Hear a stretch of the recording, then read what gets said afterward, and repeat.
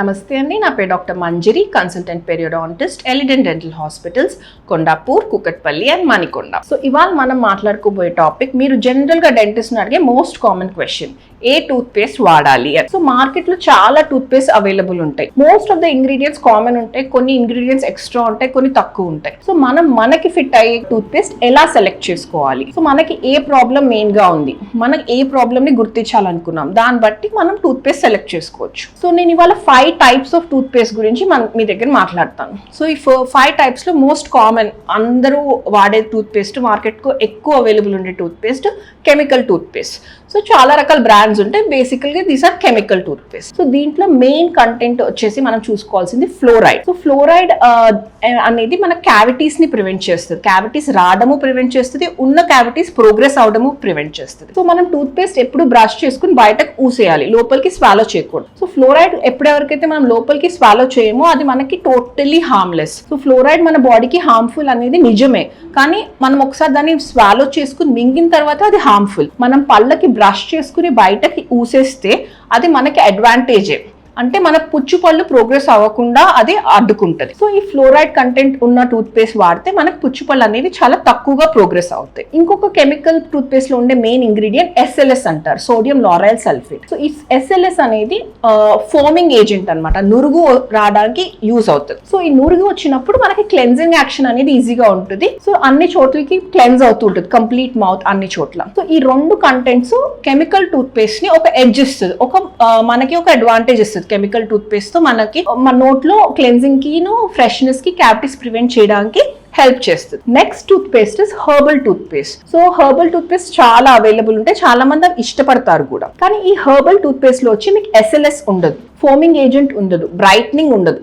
So మీకు chemical tooth paste తో వచ్చే ఆ బ్రైట్నెస్ అనేది ఈ హెర్బల్ టూత్ పేస్ట్ లో ఉండదు, కానీ చాలా హెర్బల్ ప్రొడక్ట్స్ ఉంటాయి దాంతో. సో మీకు ఒకవేళ ఈ బ్రైట్ అక్కర్లేదు, నాకు ఫోమ్ అక్కర్లేదు, నురుగు అక్కర్లేదు అని మీకు హెర్బల్ టూత్ పేస్ట్ నచ్చితే కనుక అది కూడా వాడచ్చు, no issues. Third kind of toothpaste is whitening toothpaste. So ఎవరికైతే yellowish టూత్ డిస్కలరేషన్ ఉంటుందో, ఇర్రెగ్యులర్ టూత్ సర్ఫేసెస్ ఉంటాయో, వాళ్ళు ఈ వైటనింగ్ టూత్ పేస్ట్ సెలెక్ట్ చేసుకుంటారు. సో ఈ వైటనింగ్ టూత్ పేస్ట్ లో మెయిన్ ఇంగ్రీడియంట్ వచ్చేసి అబ్రెసివ్ ఏజెంట్స్ ఉంటాయి. సో ఈ అబ్రెసివ్ ఏజెంట్స్ ఉన్నప్పుడు top layer of the tooth ఏదైతే yellowish లేయర్ ఉంటుందో, లేకపోతే ఇర్రెగ్యులర్ సర్ఫేస్ ఉంటుందో, ఇది తీసేస్తుంది ప్రొలాంగ్డ్ యూజ్ ఆఫ్ ఈ వైటనింగ్ టూత్ పేస్ట్. దీంతో మీకు ఆ yellowish కలర్ అనేది పోతుంది. సో ఈ వైటనింగ్ టూత్ పేస్ట్ వచ్చేసి మనం ఎక్కువ 1 year 2 years అలా వాడకూడదు, ఒక 8 to 10 weeks వాడి నిలిపేయాలి. దీని ఎఫెక్ట్ కూడా మీకు వాడిన ఇమ్మీడియట్ గా రాదు, 6 to 8 weeks వాడాకే మీకు ఒక షేడ్ వైటర్ అవుతుంది పళ్ళు. సో దీన్ని ఇలా టెంపరీగా మీకు ఎప్పుడైతే మీకు yellowish discolouration, irregular surface notice చేస్తారో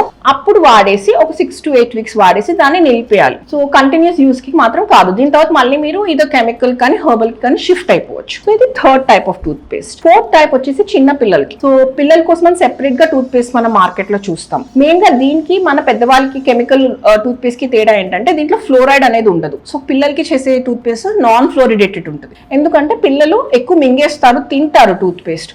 సో ఫ్లోరిన్ ఎప్పుడైతే మనం స్వాలో చేస్తామో అది అంత మంచిది కాదు. అందుకని చెప్పి అడల్ట్ టూత్ పేస్ట్ యూజువల్ గా పిల్లల్ని వాడద్దు అంటారు, ఎందుకంటే వాళ్ళకి అది స్వాలో చేసే హ్యాబిట్ ఉంటుంది. సో ఒక 12 years వచ్చే వరకు మనం కిడ్స్ కోసం ఉన్న నాన్ ఫ్లోరిడేటెడ్ టూత్ పేస్ట్ వాడితే బెటర్. అవి డిఫరెంట్ ఫ్లేవర్స్ లో వస్తుంది, పిల్లలకి ఏది నచ్చితే అది వాళ్ళని బ్రషింగ్ హ్యాబిట్ కి మోటివేట్ చేయడానికి కూడా పనికొస్తుంది. Fifth type of toothpaste sensitivity toothpaste, desensitizing toothpaste. So చాలా మందికి పళ్ళు పై లేయర్ ఆఫ్ ఎనామిల్ అరిగిపోయి పళ్ళు సెన్సిటివ్ అయిపోతాయి. మీకు కోల్డ్ ఫుడ్ కానీ హాట్ ఫుడ్ కానీ అవి జుమ్మని లాగుతాయి, ఏ స్టిమ్యులేస్ వచ్చినా. వాళ్ళకి ఈ డీసెన్సిటైజింగ్ టూత్ పేస్ట్ చాలా ఉపయోగపడుతుంది. సో ఈ టూత్ పేస్ట్ లో వచ్చేసి మీకు పొటాషియం నైట్రేట్ అయాన్స్ అని ఉంటాయి. ఈ పొటాషియం నైట్రేట్ అయాన్స్ ఏం చేస్తాయి అంటే పంటి సర్ఫేస్ లో ఒక డెంటానల్ ట్యూబ్యూల్స్, ఆ నరాల ఓపెనింగ్ ఉంటాయి. పైన ఎనామిల్ అరిగిపోయినప్పుడు ఈ నరాల ఓపెనింగ్ అనేది ఎక్స్పోజ్ అయిపోతాయి. సో మీరు కోల్డ్ తిన్నా, హాట్ తిన్నా ఒకలాంటి నర్వ్ సెన్సేషన్ స్టిమ్యులస్ క్రియేట్ చేసి మీకు ఆ జుమ్ అన్న ఫీలింగ్ వస్తుంది. సో ఈ డీసెన్సిటైజింగ్ టూత్ పేస్ట్ వచ్చి మీరు ఫింగర్ మీద తీసుకుని ఫస్ట్ పళ్ళను రబ్ చేసి ఉంచేయాలి ఒక 2 minutes. దాని తర్వాత ఇదే పేస్ట్ తో మీరు బ్రష్ చేయాలి.